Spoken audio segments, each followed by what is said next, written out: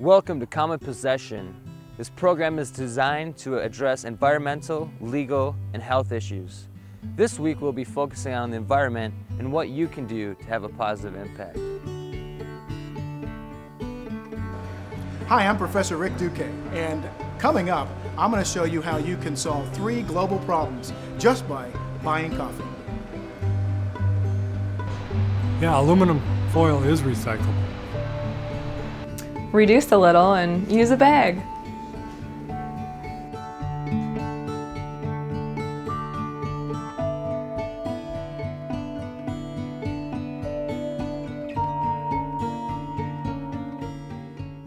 Up first, Rick Duque will take us through one of the favorite parts of his day, drinking coffee. Hi, I'm Professor Rick Duque. I'm here at the Fair Trade Cafe, and I'm here to highlight 2 issues that might be of interest to you. One is environmental sustainability, and the other one is diversity, or making sure that everyone who works to bring the products you like most is getting paid a fair price.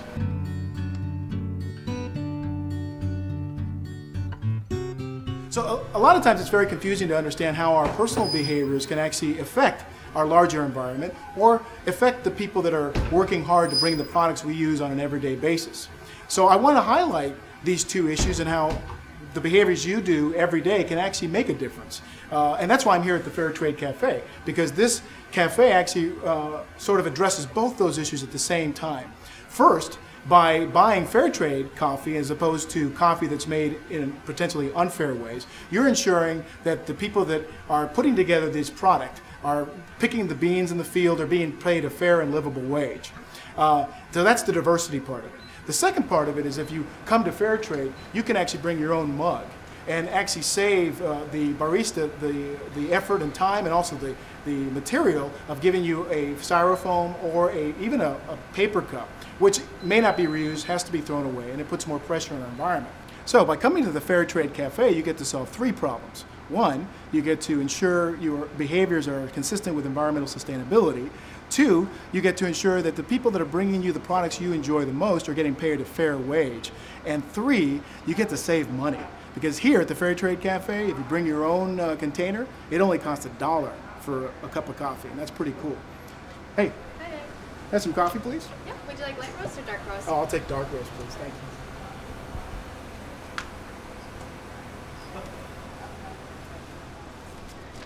It's $1. $1. Anything else for you? No, that'd be fine. Thanks a lot. Thank you. All right. Have a great day. You too. So here I am at the condiments area. I like to take cream and sugar in my coffee, and I have some choices to make. Now I see they don't have any little plastic things with creamer, so they only have the container, which is probably more environmental anyways, because they can keep using this all they want and just keep putting the creamer in there. So I'm gonna put a little cream in there, right? And I also like sugar, and I got some choices here. I can do the packet, but the packet, you know, that's a little piece of paper, and you know, I'm probably gonna throw it away. It may not be recycled. So I see also they have the reusable or the container of sugar in the plastic or the glass here, and this is probably more sustainable, I think, because you know they just keep filling this with sugar, and you don't have to throw away things. All right. Now I have a choice also. How am I going to stir it? Now I could stir it with a little plastic stir stick here, but this is probably going to go in the trash, and it's probably not going to be reused. And so the other thing I do instead, I will just you know, swirl it around. Just close the top and swirl it around, and that usually, you know, gets it nice sugary for me enough of this. Let me try it. I'm gonna see how it tastes.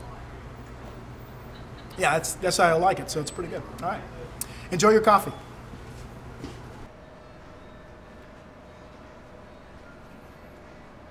So if you want to solve 3 global problems, like for example, making sure that stuff like this doesn't get into the environment, styrofoam cup, plastic lid, this stir stick, and these little sugar packets that we won't reuse, all you have to do is come to the Fair Trade Cafe and bring your own cup or mug, and they'll fill you up for $1. So you even get a chance to save money. So save the world, drink some coffee.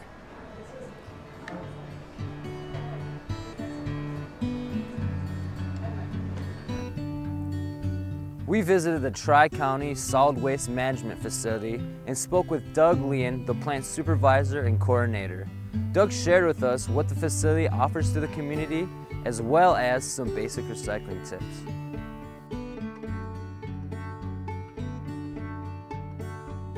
Well, we recycle things that aren't considered traditional recyclables, hazardous waste, paints, solvents, insecticides, pesticides, things like that. Garbage haulers don't want to haul them around. Most of the time, if you're not being used, they're unsafe to store at home. So we take those things that would be passed over by traditional recycling markets. Yeah, you were asking if there's some things should you never throw away. And those things are many of the items we take here: paints, solvents, insecticides, poisons, sometimes mercury from a switch. We get a lot of those. Fluorescent tubes you shouldn't throw in the garbage. Those kinds of things just aren't treated either at a landfill or at a waste-to-energy facility. So that's part of our function here, is to get that out of the waste stream. You know, there really isn't. There's those recycling symbols on the sides of different things, cans, bottles, pads of paper. But it's become such a marketing thing. Everybody wants to be green, that those symbols have kind of become meaningless. So it's best to check with your local garbage hauler on whether something can be recycled or not. Or you can call our office anytime you want. The compact fluorescent bulbs, or the curly ones, or even the long straight ones, any fluorescent bulbs, don't throw those in the garbage. They have mercury vapor in them. So don't break the bulb. There's a small amount of mercury, but there's a couple of companies in the state that recycle that mercury and use it again.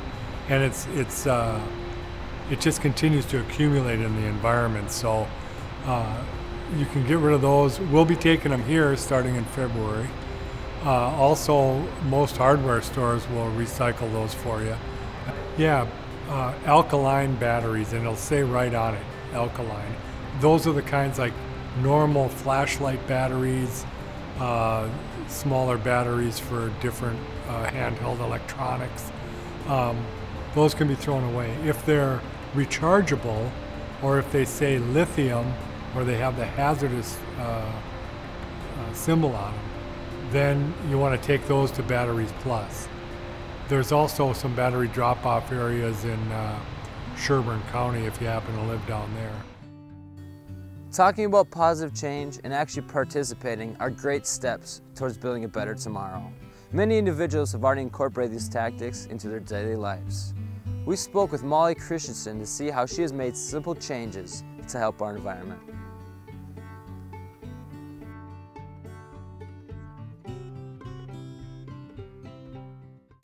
Growing up, I didn't use a lot of plastic bags, and so my mom kind of brought that on to me. I try to reduce as much as possible. That's the first step of reduce, reuse, recycle, is reducing what your impact on the environment actually is.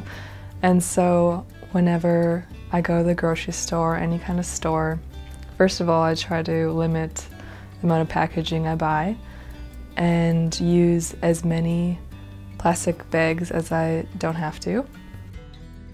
Me and my roommates try to keep reusable bags by the door so we can remember as much as we can to bring them with us to the store.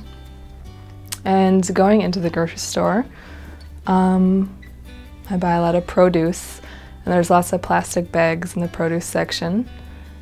And so I try to limit those by just, I come to realize you don't really need plastic bags to put your fruits and vegetables in. You can just put them in your cart and try to be careful with them, and you're gonna wash them anyway, so I just figure, why use a bag?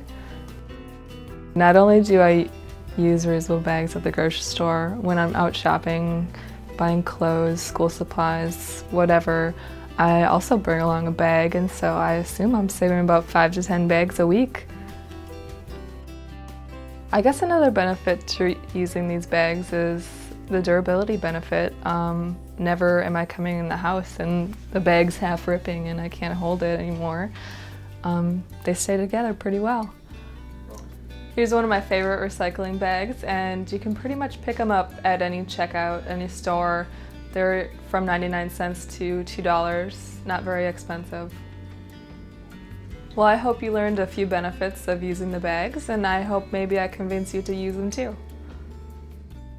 Thanks for watching the first installment of Common Possession. We hope that you can incorporate some of these simple changes into your daily life to help create a positive change.